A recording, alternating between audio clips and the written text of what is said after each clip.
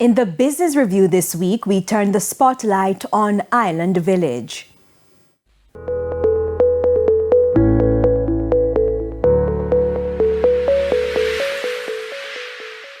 Island Village in Ochiria, St. Anne is the brainchild of legendary record producer Chris Blackwell.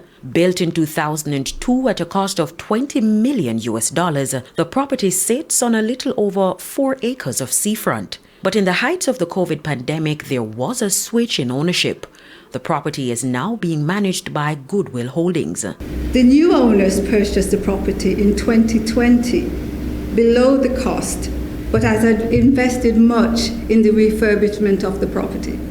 It was a gamble. We took on a major challenge at a time where everybody was struggling because of COVID. So part of the challenge really was to try and retain our tenants that were still remaining.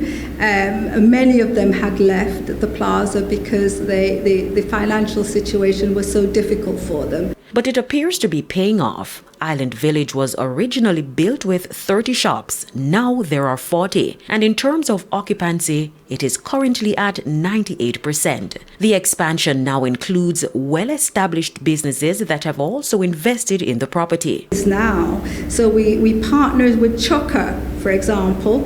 JMMB, again, is a major anchor tenant.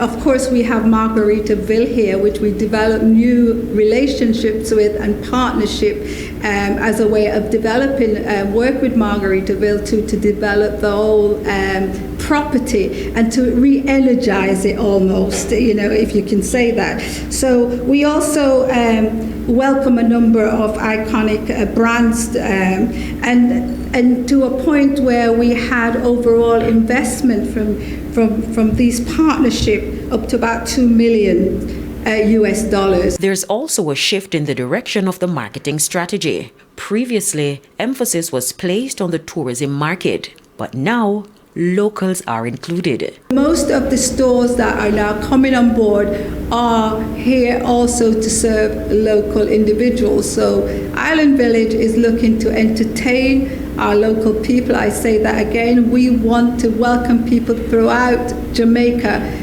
wanting to come to Island Village as their destination of choice to eat, play, explore, and just have a good time with us. Within the next 6 months, there's a plan to improve retail experience.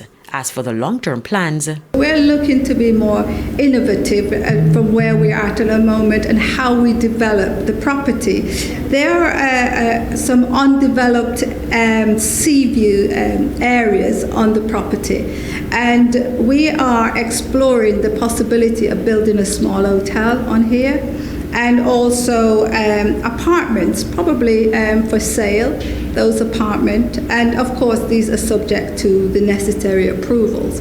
So we do have some big plans in place moving forward. So, lots happening here, lots of thinking and lots of development into the future. With the Business Review, I'm Carrie Simpson.